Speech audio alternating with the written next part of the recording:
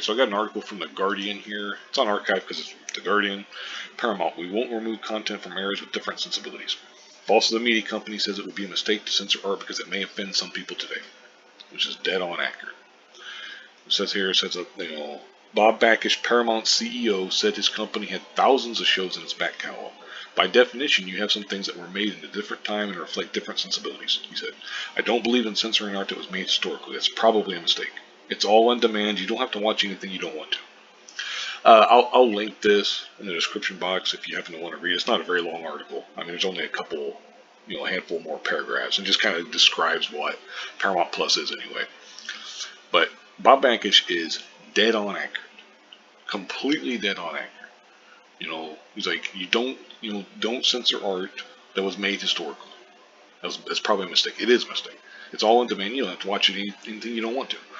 That is, again, dead on accurate.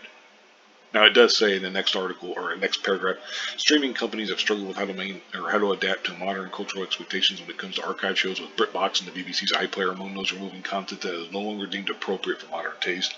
I think that's wrong. That's just stupid.